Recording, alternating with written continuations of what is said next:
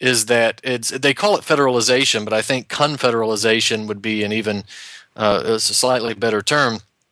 That there would be a number of different parts of Syria, such as what they've done in Iraq, but the Kurds in Syria are even arguing for some even looser version of this. So part of the Syrian government, this current Syrian government, would essentially act only as a conduit for negotiations between two, three, four, five different states that are essentially Syrian, but not Syrian as we would think about it. The Kurdish document that was released has the areas that they've declared go essentially from the northwestern tip of Syria all the way to the northeastern tip of Syria, and then down some length. They mention in that document that they hope that their formula for independence or autonomy would be a model for other ethnic groups in Syria. This is problematic for a couple of reasons, and one of them is because the Kurds in Syria are actually a minority in the northern part of Syria. They're not the only ethnic group in northern Syria. It's very mixed in these areas, and a lot of the people who are there are kind of concerned about the fact that this area is going to be given to Kurdish forces. Now, Kurdish forces in northern Syria have acted gallantly against ISIS on a number of occasions. Remember, there was the battle around Kobani, which is the Kurdish word for Ain al-Arab in northern Syria. That was a gallant battle, but the Kurdish forces have also really engaged in war crimes against Christians, and they've engaged in war crimes against other ethnicities as well, attempting to push them out so they can declare that they are essentially the majority and that this is Kurdish land. So nobody should look at these guys as perfect. Nobody should look at them as anything to really to admire in that sense. And once you look at their documents, the idea of what they consider their what they call Rojava, what they consider their Kurdish state to be based on, is somewhat extreme communism, cultural Marxism, this bizarre brand of feminism that is actually would most likely keep women from making choices. We don't need to really go into that, but it's an extremely bizarre version of cultural Marxism and Marxist feminism and that sort of thing. It's something that people should take a look at, especially in that declaration. But back to my original point was that they state in that declaration that they want to see their federalization plan as a model for other ethnic groups. This would include the Sunnis, the Druze, the Assyrians, and a number of other ethnic groups there. Now, that's problematic because of the ethnic and religious divisions that it's going to provide to a country that has been so far united against terrorism. But it's also reminiscent of plans that we've seen from other people. Remember, John Kerry recently said that if these negotiations didn't go well, then we'd have a plan B for Syria and that we wouldn't be able to see Syria whole anymore. And we've also seen this plan from other people, right? The idea that there would be separate areas of Syria broken off. For instance, Robin Wright, who is of the U.S. Institute for Peace that used to be YNET, right, neocon organization, and she wrote an article arguing some time ago that Syria should be federalized, that it should be broken up into these different ethnic groups and different religious groups. And she argued that there should be a country, a separate state for Alawites, for Druze, for Sunnis, for Kurds, and for Shiites to some degree. And in her argument, the Alawite state would go up from Damascus through Homs, Hama, Latakia, and those areas. The Druze area would be the southern tip of Syria, Dara, places like that, and the Sunni areas would be in the rural eastern part of Syria and on into western Iraq. but there have been some arguments about whether or not that it should even be in western Iraq. And then, of course, the Kurdish version in northern Syria.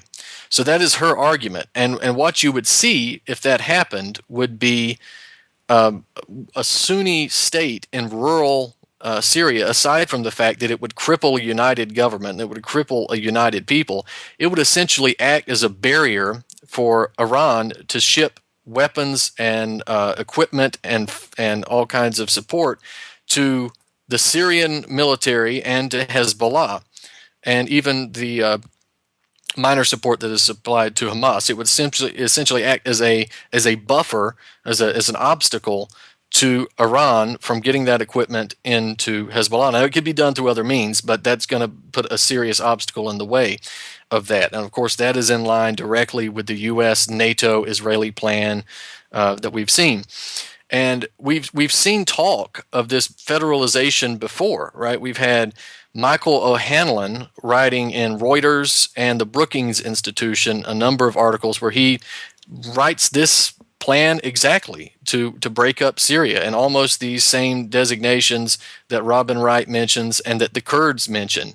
And we can go back even further to Zbigniew Brzezinski's books, like The Grand Chessboard, where you see this exact same type of argument being made, right? The breaking up of target countries into what he calls micro-states and mini-states. This is this idea of creating petty, impotent, quabbling little states that can never fully stand up to an invading force, imperialist force like the United States, like NATO, nor could they stand up to a major corporation or a major bank. They're impotent, and they're constantly quabbling with their neighbors over ethnic differences, religious differences, and so forth.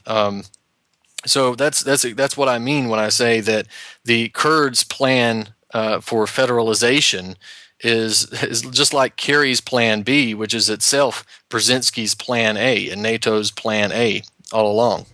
Right. It seems like this is just another iteration of let's support this ethnic faction when and if it's convenient to do so to try to destabilize, what the real target here is, which seems to be to, as you say, to break that Shia crescent and to break the land bridge over to Lebanon. To further destabilize Iran, really. And this is something I've been saying since the beginning of Syria, that ultimately this is targeting Iran one way or another. So it looks like they're getting there. But let me get this straight. So this declaration that's come out from these Kurdish factions is not officially recognized by anyone. In fact, they don't even officially have a table at the Geneva Peace Conference. Is that correct? That's correct, and that's actually something that Russia opposed. They argued that the Kurds should be included in the negotiations, and some have argued that the Kurdish declaration is a reaction to not being included in the negotiations. I don't think that that's personally true, simply because they declared autonomy in 2014. So this has been a plan all along.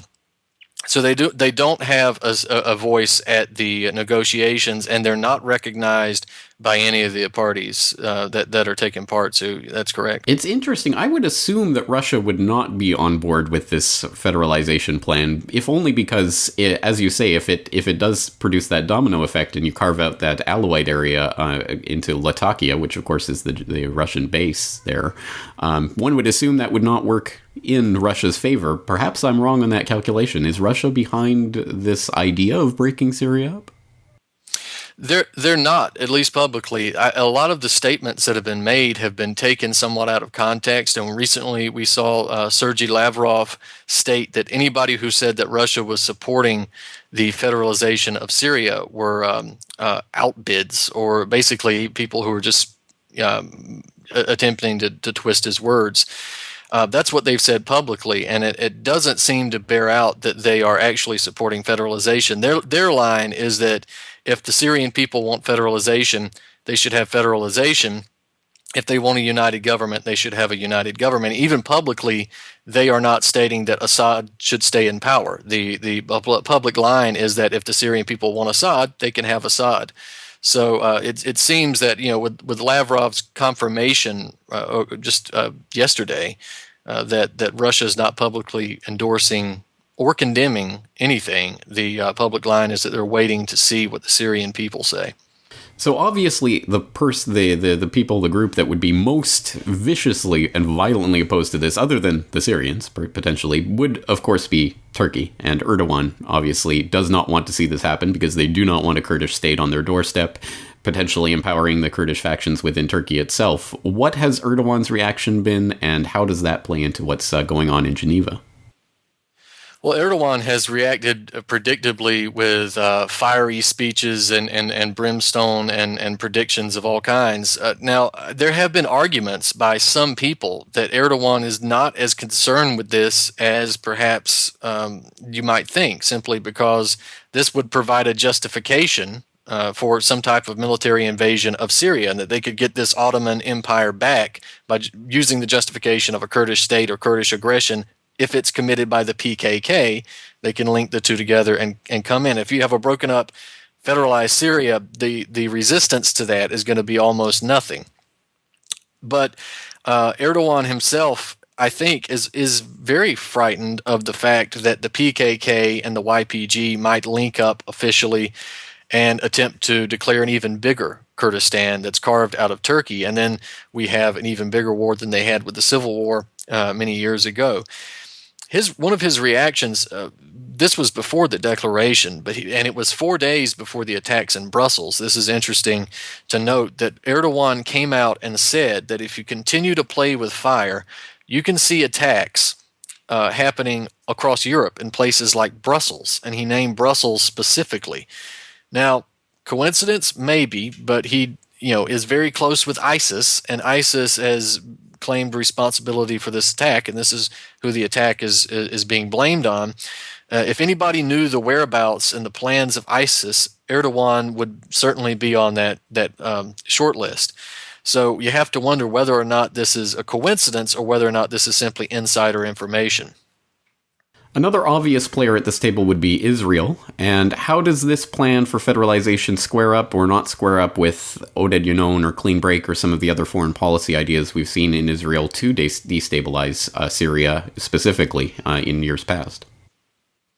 Well, this is very similar to the Yonon plan. This was, again, a plan that was put forward to break up states in the Middle East for the benefit of Israel, and eventually the spread of Israel. Some of these plans have their ultimate goal was the opening and spreading of the Israeli state. But again, I go back to plans like Brzezinski. Look at who would benefit, right? If Lebanon loses Hezbollah, if Hezbollah is taken out or weakened, who would benefit from that? Of course, that would be Israel, because Hezbollah is one of the most effective fighting forces in the Middle East. Hezbollah is the reason, not the Lebanese military proper, that Israel hasn't been able to take any more territory from Lebanon to begin with.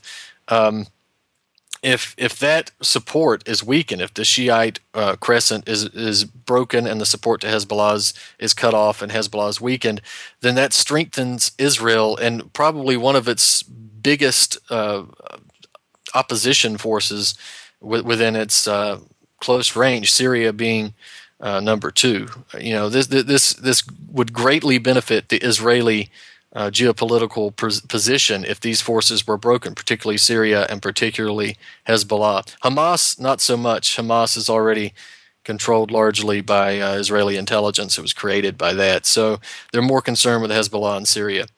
But to your point, the Yonon plan, this is the implementation of it in a sense. It certainly appears that way, or at least the first domino part of that, as you say, is it could spread out to other parts of the country, which I guess brings up the other player at this table, which would be the Gulf states, obviously Saudi Arabia, Qatar, who have been helping to fund and supply the terrorist insurgency in Syria in the first place. Do you think they would be happy with this